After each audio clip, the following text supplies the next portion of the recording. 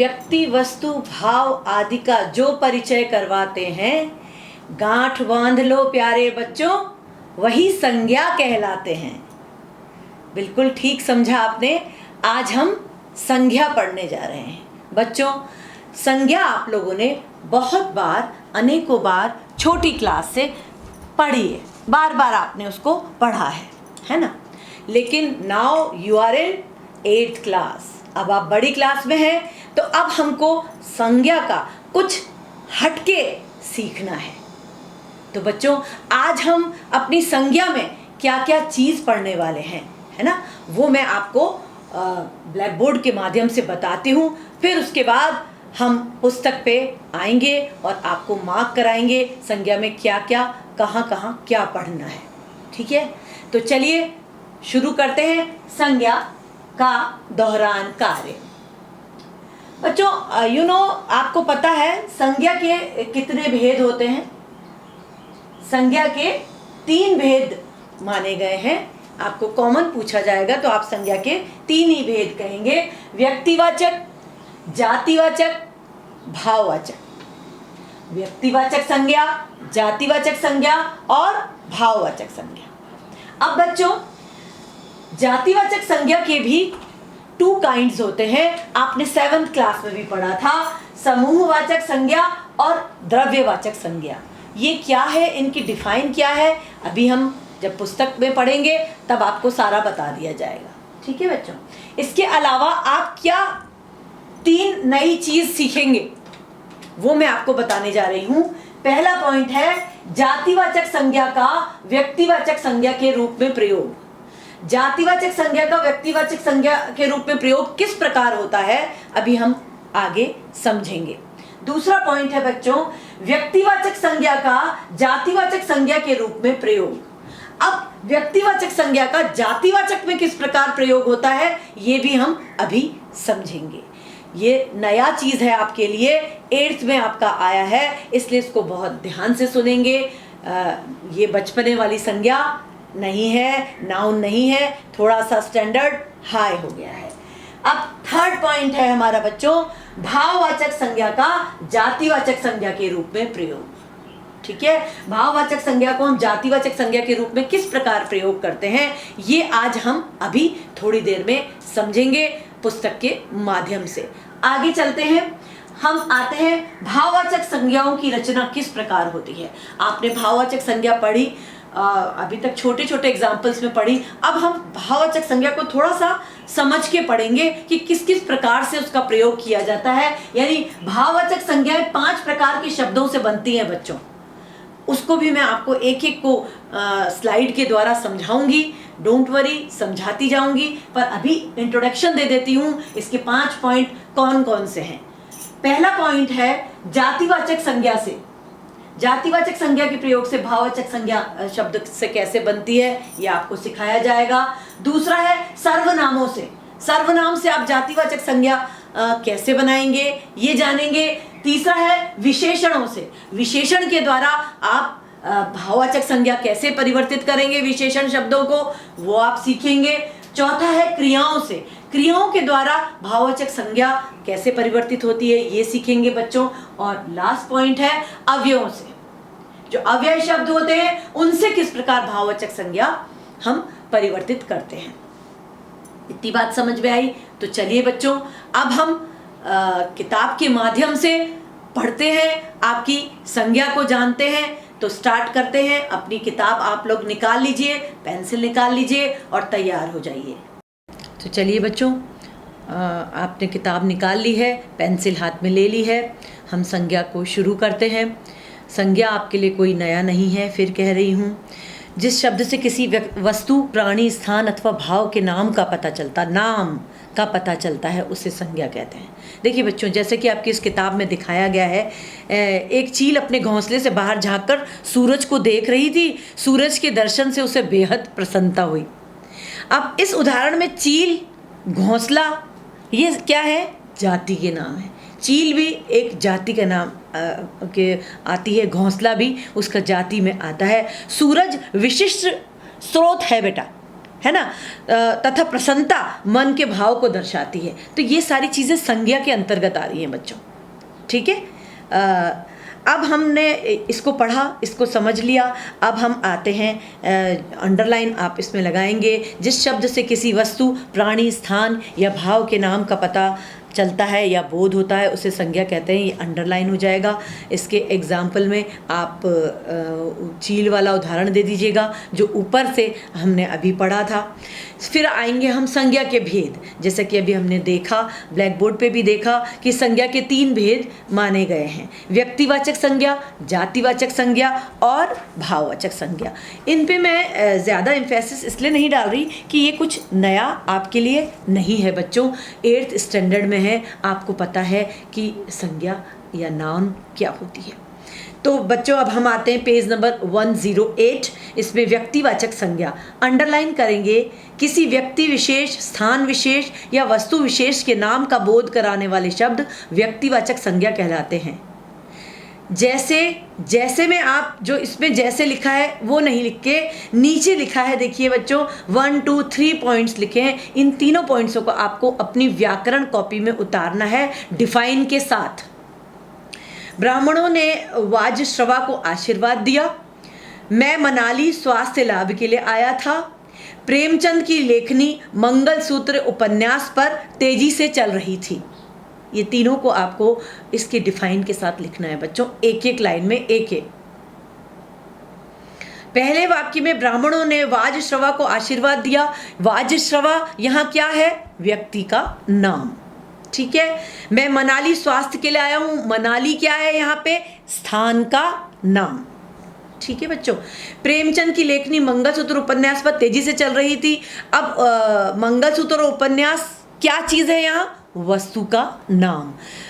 संज्ञा शब्द आते ही आपके जहन में एक ही शब्द उभरना चाहिए, संज्ञा मतलब नाम।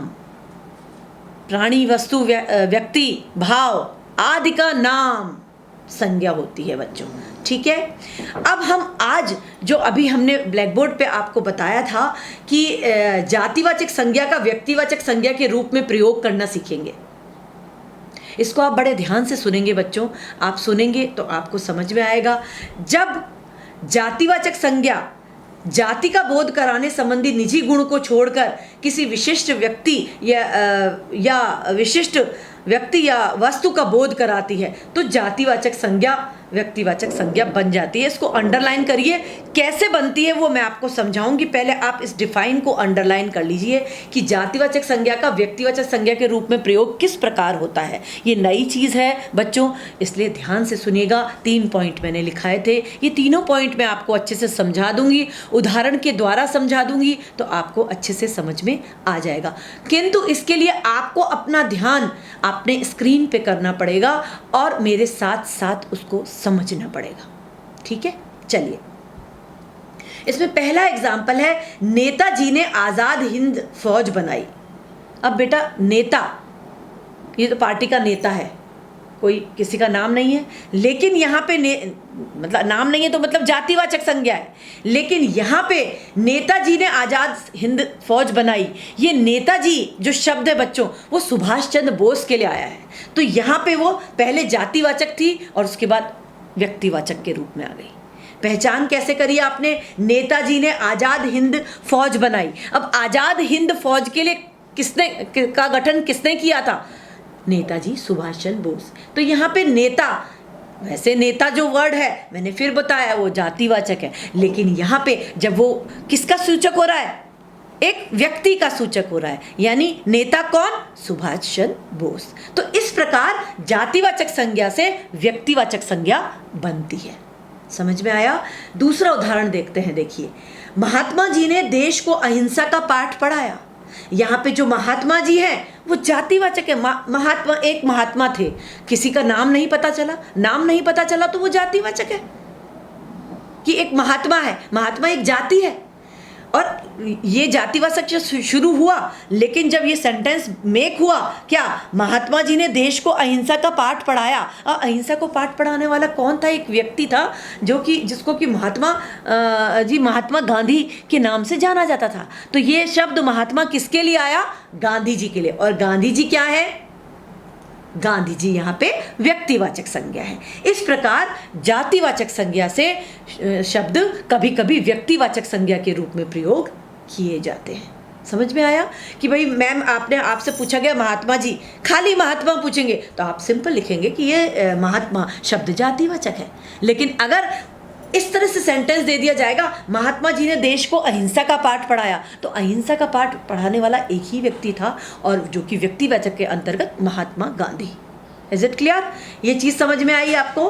तो इसके बाद हम आते हैं जातिवाचक संज्ञा पे। दूसरे पॉइंट पे आएंगे, जातिवाचक संज्ञा। तो बच्चों इसको अंडरलाइन करेंगे। किसी प्राणी, पदार्थ या समुदाय की संपूर्ण जाति का बोध कराने वाले संज्ञा शब्द जातिवाचक संज्ञा कहलाते हैं। ये आपको पता है, आपके लिए न्यू नहीं है कोई। तो इसको हम लिखेंगे जातिवाचक संज्ञा कहलाते हैं, इसको अंडरलाइन कर लेंगे। बच्चों एक बात ध्यान रखेंगे कि इसकी जितनी भी डिफाइंस हैं उनसे आपको फिलअप्स बन के आ सकते हैं। MCQs में आपको इस तरह के क्वेश्चन बन के आ सकते हैं, तो इसलिए इनकी डिफाइन आपको हो सकता है लिखना ना आए, लेकिन हर डिफाइन बहुत इंपॉर्टेंट है, इनमें से क्वेश्चंस बन के आएंगे, इसलिए बी अवेयर फॉर दैट, आपको ध्यान से पढ़ना है। ठीक है? अब इसमें जैसे डालेंगे उसमें क्या लिखना है, 1 और 2 पॉइंट्स दिए गए हैं, वो दोनों पॉइंट्स पे आप राइट लगा लीजिए। दोनों पॉइंट आपको अपनी कॉपी में डिफाइन के साथ लिखने हैं। 4 वर्ष अध्ययन करने के बाद नारायण अपने गांव लौटे। यहाँ पे गांव जो है वो जातिवाचक है, क्योंकि गांव किसी का नाम नहीं होता। गांव, अगर गांव में वहीं पे मैंने लिख दिया डूंगरपुर, तो वो किसके अंतर्गत आ जाएगा? जब नाम आते ही किस में आ जाता है? व्यक्तिवाचक में। ठीक है? तो अभी मैंने गांव बोला तो मतलब वो जातिवाचक है। कोई नेक्स्ट पढ़ रही हूँ, सेकंड पॉइंट, कोई नया कीर्तिमान स्थापित करने के लिए आदमी को नाको चने चबाने पड़ते हैं। यहाँ पे नाको चने चबाना एक मुहावरे का, लोकोक्ति का प्रयोग हुआ है। यहाँ आदमी जो है वो डार्कन वर्ड में है बच्चों, तो ये कौन सा वर्ड है? जातिवाचक। आदमी जाति है, मनुष्य एक जाति है। वहीं पे यदि उस व्यक्ति का या आदमी का नाम दे दिया जाए, रोहन, रमेश, है ना, कविता या कुछ और, आपने उसका नाम दे दिया तो वो व्यक्तिवाचक संज्ञा में आ जाता है। लेकिन यहाँ पे उसकी पूरी जाति, मनुष्य की जाति के बारे में बात हो रही है, आदमी की पूरी जाति के बारे में बात हो रही है, इसलिए ये जातिवाचक संज्ञा होती है बच्चों। ठीक है? अब देखिए, हमने इसमें आपको डायग्राम में बताया था कि जातिवाचक संज्ञा के भी बच्चों 2 पार्ट होते हैं। पिछले 7th में भी आपने पढ़े थे। इस वक्त इसको और कंठस्थ कर लीजिए, आपका कंसेप्ट और क्लियर हो जाना चाहिए कि कुछ विद्वान जातिवाचक संज्ञा के 2 भेद और मानते हैं। जातिवाचक संज्ञा का एक भेद है समूहवाचक संज्ञा और दूसरा है द्रव्यवाचक संज्ञा। समूहवाचक संज्ञा और द्रव्यवाचक संज्ञा। ठीक है बच्चों? तो अब हम समझते हैं ये समूहवाचक संज्ञा और द्रव्यवाचक संज्ञा क्या है। आइए देखते हैं, लिखते हैं इसकी डिफाइन। समूहवाचक संज्ञा अंडरलाइन करेंगे। जिस संज्ञा शब्द से किसी समूह अथवा समुदाय का बोध हो उसे समूहवाचक संज्ञा कहते हैं, जैसे भीड़, कक्ष, टोली, सेना आदि। बच्चों समूह क्या होता है? कोई किसी भी चीज़ का झुंड। जैसे बहुत सारी चाबियां हैं मेरे पास, है ना, उनको मैंने मिला दिया तो वो क्या कहलाएगा? गुच्छा, चाबियों का गुच्छा। तो ये हो गया आपका समूहवाचक। एक सैनिक ने एक एक करके कई सैनिक उसमें मिलते चले गए, तो वो उसने किसका निर्माण किया? एक सेना का। तो सेना हो गई समूहवाचक। झुंड होना चाहिए। ठीक है? कक्षा में बहुत सारे बच्चे पढ़ते हैं तब वो कक्षा कहलाती है बच्चों। ठीक है? और इसी तरह आप मेले में गए, मेले में कोई एक व्यक्ति नहीं होगा, लोगों की भीड़, जो भीड़ वर्ड है बच्चों, वो समूहवाचक के अंतर्गत आता है। समझ में आया समूहवाचक? अब इसके 2 उदाहरण भी लिखे हुए हैं पेज नंबर 109 पे बच्चों। पहला, जनरल डायर ने निहत्ती भीड़ पर गोलियां चलवा दी। इसको एग्जाम्पल करेंगे, जो डार्कन वर्ड है वो डार्कन में लिखेंगे। ब्लू एंड ब्लैक के कॉम्बिनेशन में जैसे मैं ठीक आपको क्लास में कार्य कराती थी वैसा ही कार्य ये सारा जो मैं अंडरलाइन करा रही हूँ व्याकरण की कॉपी में आपको सबको करना है, ठीक है। अब दूसरा चलते हैं हम इसी का एग्जाम्पल, दोनों को एग्जाम्पल पे राइट लगा लीजिए, आपको अपनी कॉपी में लिखने हैं। राष्ट्रीय झंडा समिति, देखिए बच्चों समिति जो है, जो एक वो कंपनी उसकी पूरी बनी हुई है, तो उसमें कोई एक व्यक्ति से कंपनी नहीं बनती, बहुत सारे लोग होते हैं, इसलिए वो समिति कहलाती है। तो अगेन समिति वर्ड इस समूहवाचक संज्ञा के अंतर्गत आएगा। ने सभी दलों, अब दल में भी एक व्यक्ति से दल नहीं बनता बच्चों, उस दल में कई व्यक्ति जुड़ते हैं तब वो दल बनता है, यानी अगेन समूहवाचक संज्ञा। तो इसमें दो वर्ड आए हैं समिति और दल, ये दोनों समूहवाचक संज्ञा हैं। और दलों इसको लाइन किस प्रकार पूर्ण हुई? राष्ट्रीय झंडा समिति ने सभी दलों के सुझावों पर विचार किया। अंडरलाइन मीन्स ये लिखनी है आपको। अब हम समझते हैं जातिवाचक संज्ञा का सेकंड पॉइंट पे आते हैं, द्रव्यवाचक संज्ञा। बच्चों द्रव्यवाचक संज्ञा भी आप जानते हैं, जिस संज्ञा शब्द से किसी पदार्थ या द्रव्य का बोध हो। पदार्थ एनी काइंड ऑफ पदार्थ आपने बच्चा साइंस में पढ़ा होगा, लिक्विड गैस जो होती है ये सब पदार्थ के अंतर्गत आती हैं, है ना।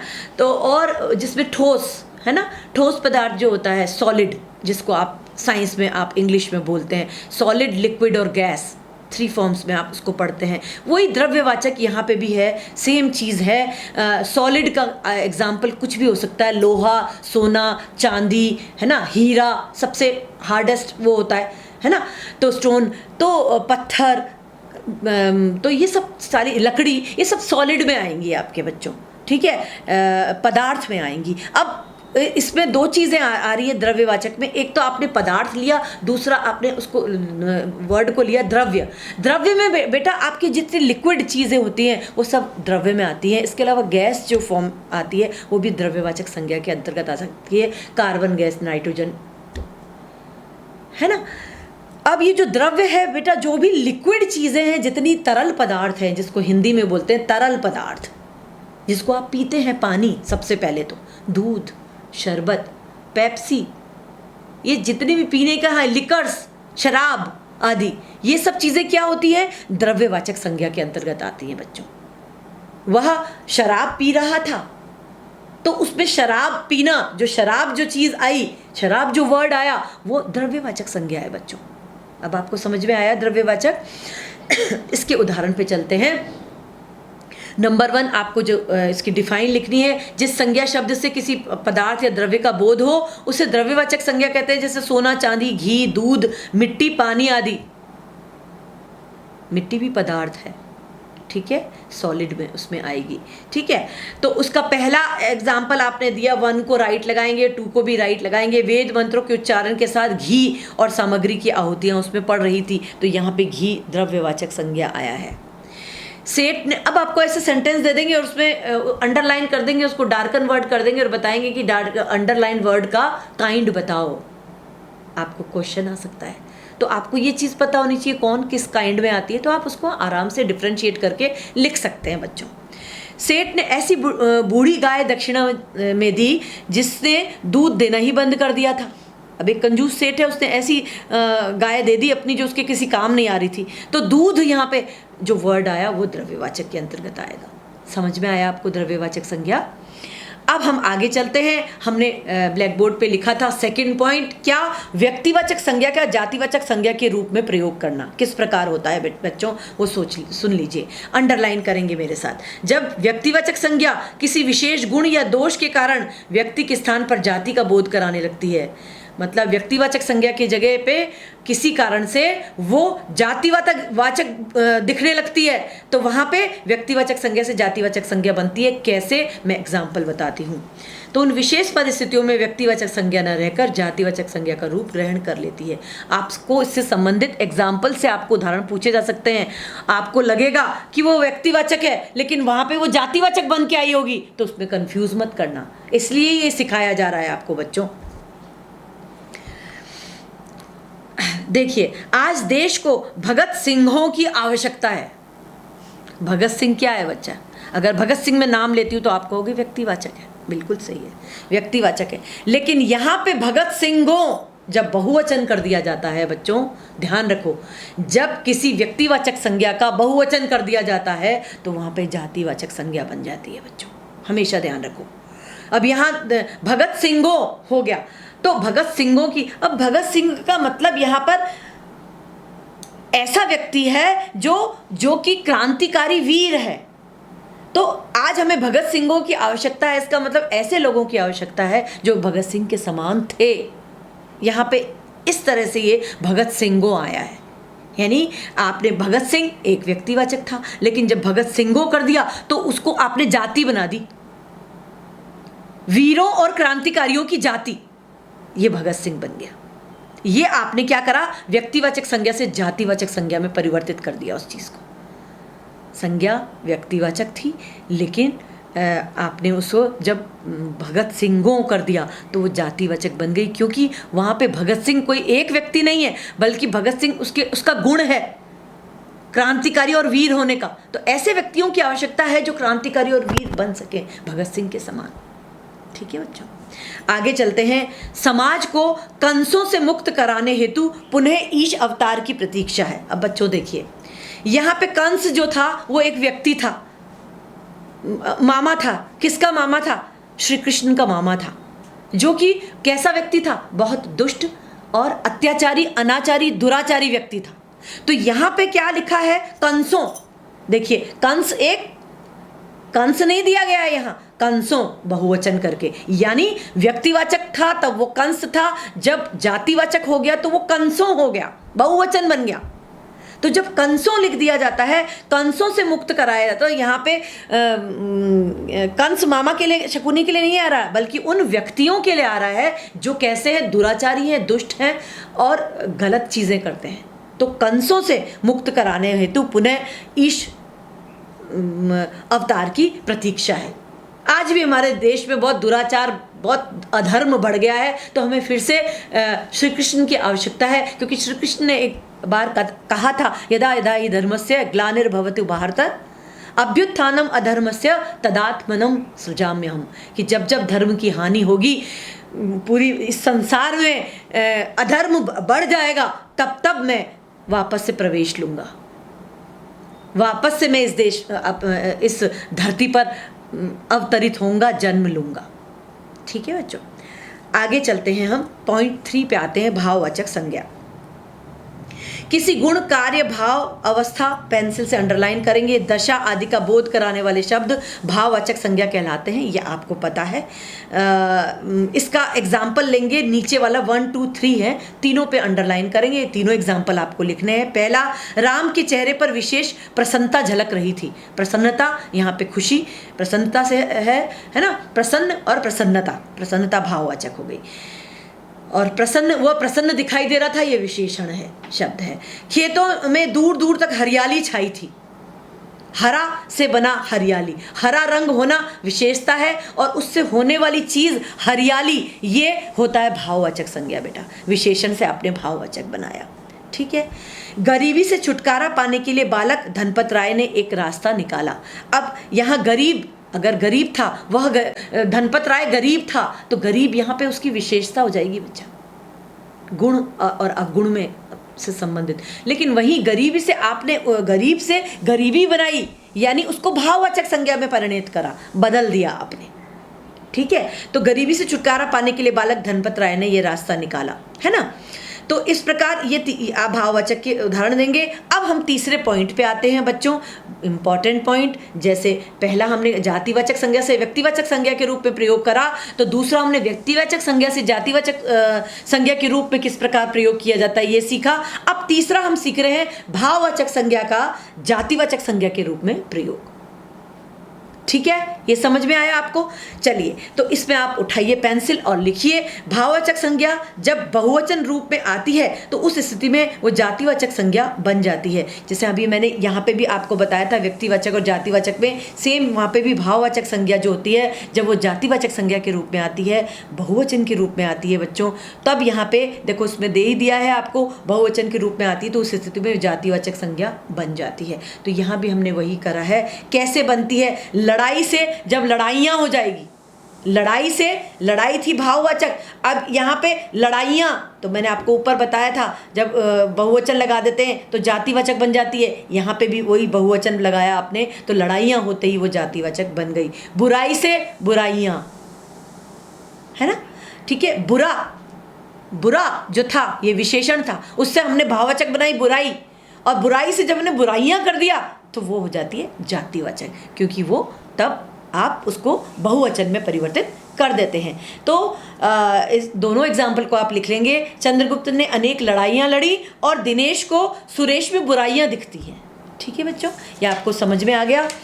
अब आपको जो चीज़ मैं आगे पढ़ाने जा रही हूँ वो हम स्लाइड्स में देखेंगे और मैं आपको समझाती जाऊँगी, और वो स्लाइड्स आपके सामने यहाँ आती जाएगी और आप उसको बनाते जाएंगे।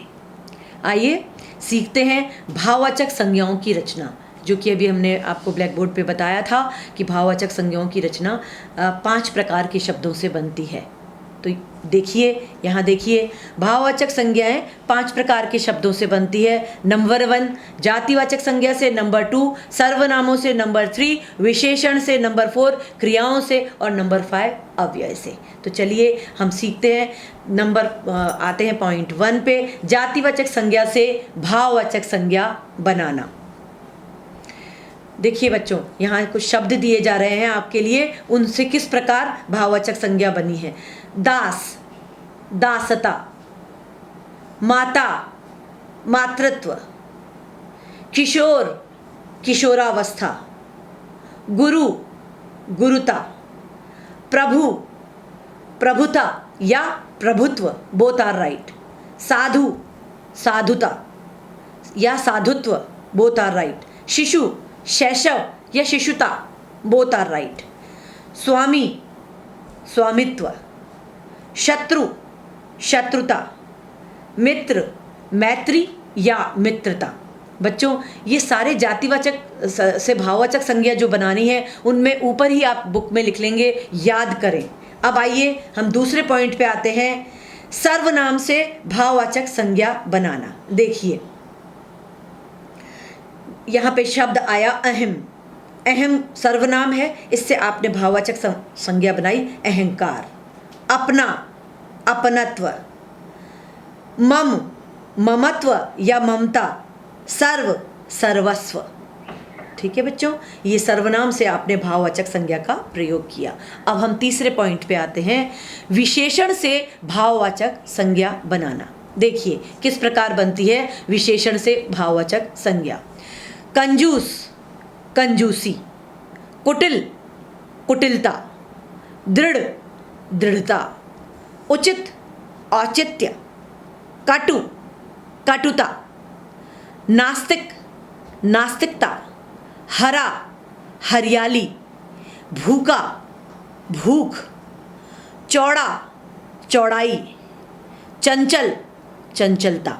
इसके ऊपर भी जो विशेषण से भाववाचक संज्ञा है बच्चों, उसमें भी आप याद करें, लिख लीजिए। ये सारी ही आपको याद करनी है। एग्जाम्पल के लिए मैं कुछ 8 और 5-7 आपको बताती जा रही हूँ शब्द। अब आएंगे चौथे पॉइंट पे, क्रिया से भाववाचक संज्ञा बनाना।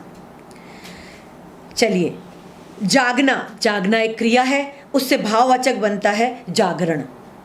कमाना, कमाना क्रिया है, उससे बनता है कमाई। इसी तरह मिलाना, मिलाना से मिलावट।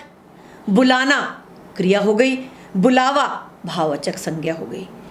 तो बच्चों ये 4 था नंबर। अब हम आते हैं इसके और भी एग्जाम्पल 1-2 सीख लेते हैं। घबराना से घबराहट, झुंझलाना से झुंझलाहट, गिरना से गिरावट, ये सब मैं क्रिया ही बता रही हूँ, क्रिया से भाववाचक बनाना ही बता रही हूँ।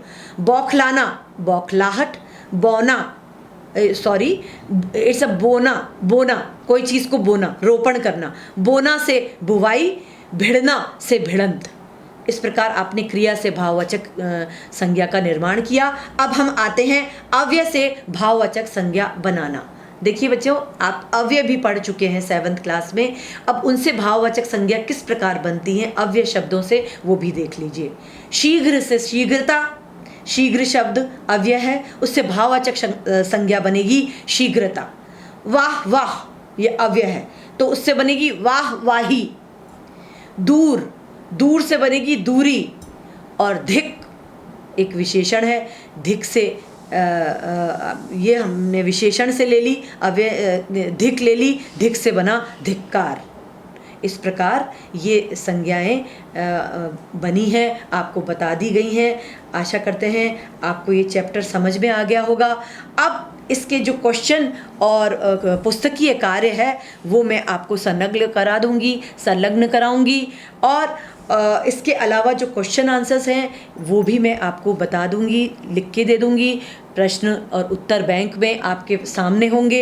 इन सबको राइट रॉन्ग और सबको आपको करना है। आपको अभी इस वक्त जो है ये पेज नंबर 144 पे क्वेश्चन नंबर ड है जो वो स्वयं अपने आप करना है कि व्यक्तिवाचक संज्ञा, जातिवाचक संज्ञा, भाववाचक संज्ञा, द्रव्यवाचक संज्ञा और समुदायवाचक संज्ञा। कुछ शब्द दिए हुए हैं पेज नंबर 113 पे, उन्हें आपको देखना है और वो कौन सा शब्द कहाँ पे आएगा। जैसे पहले है सोना, सोना किस में आएगा द्रव्यवाचक संज्ञा में, सेना किस में आएगा समूहवाचक संज्ञा में। ठीक है, इस प्रकार आपको शब्द छांट के स्वयं अपने आप करना है ये क्वेश्चन। च वाले को भी आपको स्वयं अपने आप करना है, गेम है ये छोटा सा। और जो घ है उसको हम MCQs के रूप में आपको भेज देंगे। आज का चैप्टर संज्ञा का दोहरान कार्य यहीं समाप्त होता है। आपका दिन शुभ हो। बाय।